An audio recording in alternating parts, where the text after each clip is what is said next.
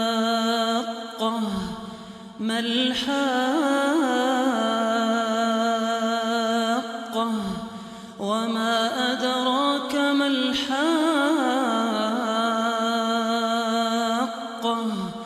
كذبت ثمود وعاد بالقارعة فأما ثمود فأهلكوا بالطاغية وأما عاد فأهلكوا بريح صرصر عاتية سخرها عليهم 7 ليال و8 أيام حسوما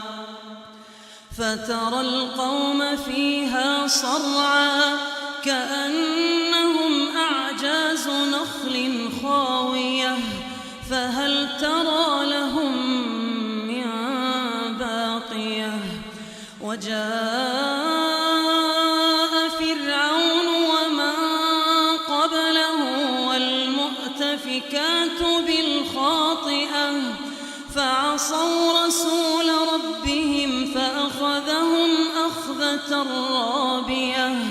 إنا لما طغى الماء حملناكم في الجارية لنجعلها لكم تذكرة وتعيها أذن واعية فإذا نفخ في الصور نفخة واحدة وحملت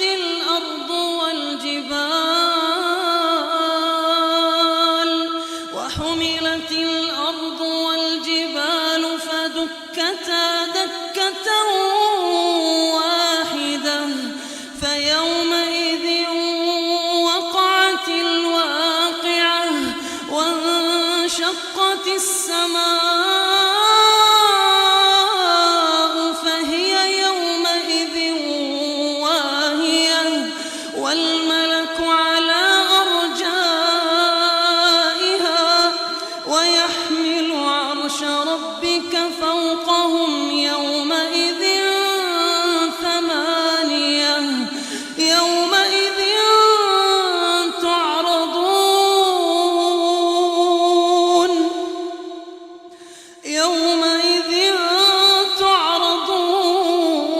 تعرضون لا تخفى منكم خافية فأما من أوتي كتابه بيمينه فيقول هاؤم اقرءوا كتابيه إني ظننت أني ملاق حسابيه فهو في عيشة راضية في جنة عالية قطوفها دانية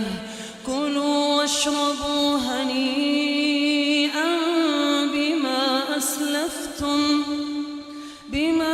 أسلفتم في الأيام الخالية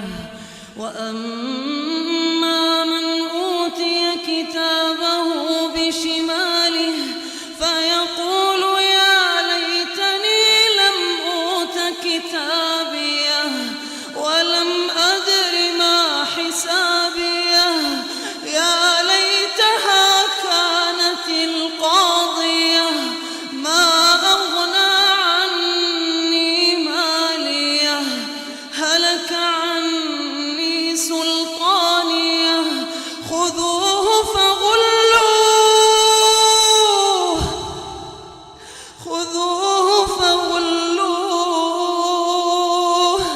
ثم الجحيم صلوه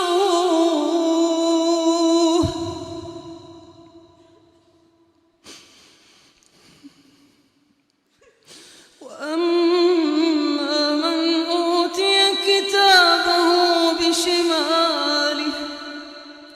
فيقول